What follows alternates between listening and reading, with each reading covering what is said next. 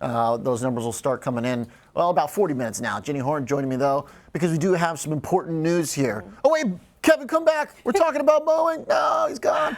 I know. I couldn't believe I got the honor of being the Boeing person this morning. Yeah, all right. Hit us. So they're going to buy Spirit. They're going to buy Spirit AeroSystems for $4.7 billion, and that does make it around $37.25 a share. This was announced earlier this morning. Although I think the more interesting number is actually $8.3 billion because that includes all of Spirit's debt. So I think that puts better context into like what the price tag actually is. But Boeing did say that this intention to buy Spirit, it was first sort of announced back in March, but then obviously confirmation today, is expected to boost their safety. And executives have said since spinning off the company back in 2005 that it was a mistake because it was worth only about $900 million at that time, and it's hurt the reliability of their supply chain. So I actually think that makes this really interesting because of the fact that Spirit has been involved in a lot of their very high-profile bad safety issues, like the recent fuselage blowing out of like the side of the Alaska Airways 737 MAX after takeoff. So I think that maybe this is a good thing. I know it seems to me a little bit odd for a company that struggled like Boeing has to pay,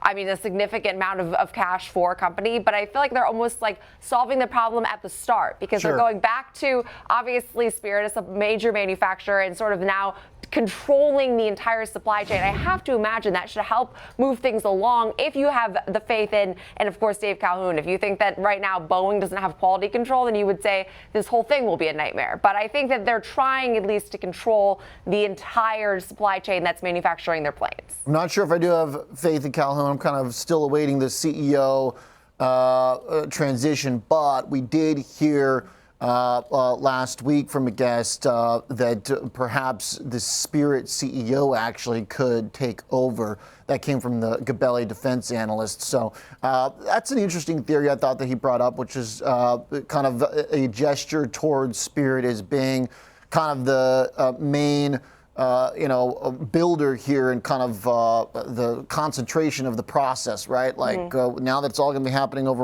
under one roof, under the same supervision, seems like that makes sense. I feel like this is probably a good thing, but what do we know? We're going to find out. And I didn't realize how much Spirit was basically like reliant on Boeing anyway. It's like 64% of their revenue is derived from Boeing. Yeah. Only like 19% of their revenue in 2023 was from Airbus. Right. So it shouldn't get blocked. No, and it should be like to me a very like not seamless, but it's a transition that makes sense to me.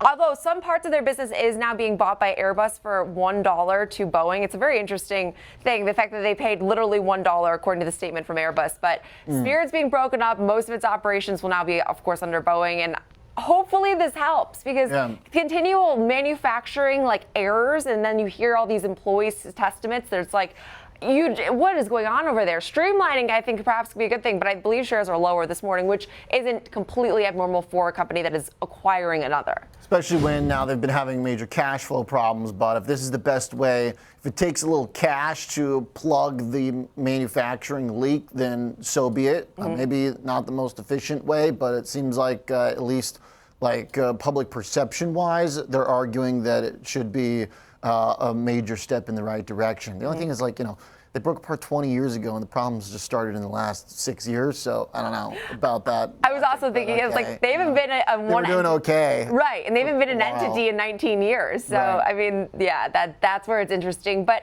hey, at least something to maybe hopefully appease the problem. Because to me, them doing nothing is the like detriment to their overall like growth and I'd say hope of like right now the shareholders, it seems like they've lost a lot of faith in Boeing, and this is at least trying to do something, which I can respect. It's also something that they said they wanted to do, and now they have successfully done. Yeah. So it's been a while since we've had following through. Following through and getting something completed.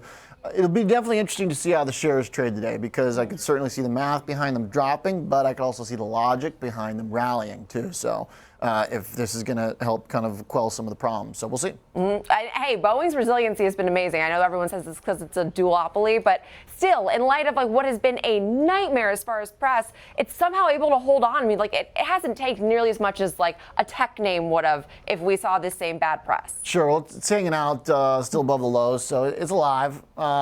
Thanks, Jenny. Appreciate that. All right, that's the big deal of the day so far.